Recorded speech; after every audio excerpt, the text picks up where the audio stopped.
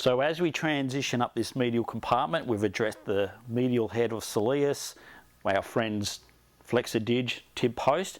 We come up just a little bit extra further now, and we're going to hit once again one of my favourites, the wonderful popliteus.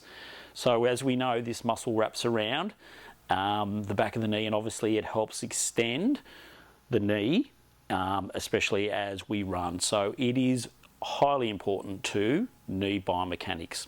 And as far as I'm concerned, this whole medial chain here is just littered with pure gold.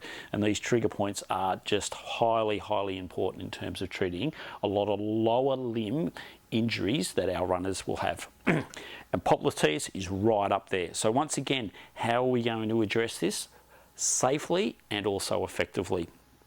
Once again, we're going to use the same sort of process again, but the anatomy changes a little bit more now. We come down to the medial condyle of the tibia here, and the idea is that we'll probably find the lower pole or portion of it. I'm going to come down about 3 or 4 finger widths, so 3 for me, drag across, and it should find that the trigger point for popliteus will be situated in this area. So once again, we're going to nestle in between the medial portion of the tibia and also the medial portion of the gastros. Okay, so we've got to be able to nestle in there, get comfortable safely and effectively. Okay, so once again, as I said, we're going to be working all along here first just to prepare the area, and then we come in with our broad forearm. So bring the foot just over slightly so that you can move it when you need to. And then we're going to come in with that broad forearm again. Okay, so it's not the elbow, it's broad. Okay, so we're going to come up. Once again, I'm going to nestle in just in between that medial portion of the tib, push out the medial head of gastro, and then I'm just going to slowly slide and glide along there until I find out exactly where I am, so which is about there. And once again, then we just sink in. Softly, slowly, okay? Gauge our client's feedback in terms of where we're at. Too much, too little, James? Pretty good. Pretty good, okay, that's good. Once again, we want to check in with them, make sure that we're not sinking in too far, too fast, because it's all about sinking in safely and effectively and slowly.